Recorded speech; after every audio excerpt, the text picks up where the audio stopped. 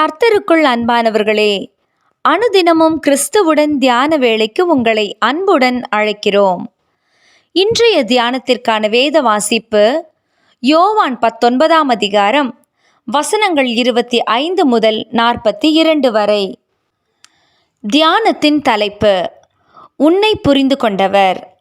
அப்பொழுது இயேசு தம்முடைய தாயை நோக்கி, ஸ்திரீயே, அதோ உன் மகன் என்றார். யோவான் 19ஆம் அதிகாரம் வசனம் 26. மனிதரிடையே உள்ள உறவு பிணைப்பும் பந்த பாசமும் ஆச்சரியமான விஷயமே.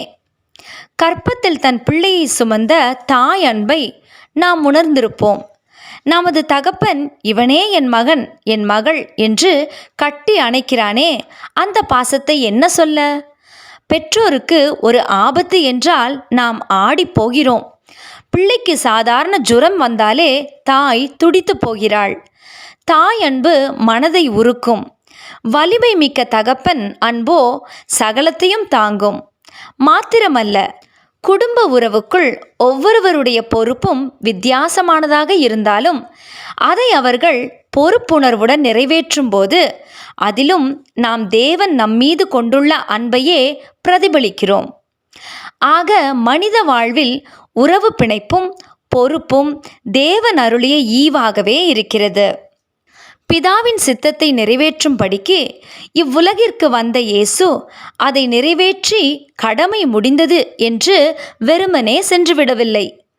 அவர் மனிதனாக பிறந்ததிலிருந்து அப்பா, அம்மா, சகோதரர் என்று ஒரு குடும்ப உறவு பிணைப்பிலேயே 30 வருடங்களாக வாழ்ந்தார். யோசேப்பு மரித்து போக குடும்பத்தில் மூத்தவராக தாய் மரியாளுக்கு உறுதுணையாக தமது சகோதரருக்கு நல்ல சகோதரனாகவே இருந்திருப்பார். எப்படியெனில், ஒரு மனிதனாக இவ்வுலக சோதனைகளுக்கு ஆளாகியும் அவர் பாவமில்லாதவராயிருந்தார் என்கிறது வேத வாக்கியம். அவர் தெய்வீக புருஷராயிருந்தும் தமது தெய்வீகத்தை கொள்ளையாடின பொருளாக எண்ணாமல் ஒரு முழு மனிதனாகவே வாழ்ந்திருந்தார். பிதாவின் வேளை வந்தபோதும் அவர் முதலாவது யோர்தான் நதியோரத்தில் தம்மை மனிதரோடு மனிதனாக அடையாளப்படுத்திய பின்னரே ஊழியத்தை ஆரம்பித்தார். இந்த உலகில் இருந்தபோது முழு மனிதனாக மனித உணர்வுகளுக்கு முகம் கொடுத்தவராகவே வாழ்ந்திருந்தார். ஒன்றும் இயலாதவராக சிலுவையில் தொங்கிய போதும் என்னை சிலுவையில் அறைந்து விட்டார்களே என்று சலிப்படைந்து எதையும் புறக்கணிக்கவும் இல்லை, உலகில் தமக்குரிய பொறுப்பை மறந்துவிடவும் இல்லை. தன்னை பெற்று 30 வருடங்கள் வரை வளர்த்த தமது தாய் மரியாளின் துயரத்தை, வேதனையை புரிந்து கொண்ட இயேசு சிலுவையில் தொங்கிய நிலையிலும் தனக்கு அன்பான சீஷனாகிய யோவானிடம் மரியாளை ஒப்புவித்த செயல் இன்றைய நவீன பிள்ளைகளுக்கு ஒரு பெரிய சவாலை விடுக்கிறது.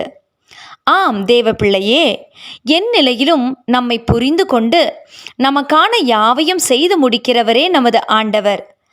அப்புறம் ஏன் நாம் மனித தயவுகளை நாடி அலைந்து வெட்கப்பட வேண்டும்? ஜெபம் செய்வோமா?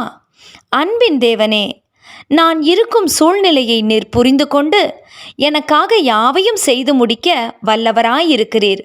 உமக்கே ஸ்தோத்திரம். ஆமேன்.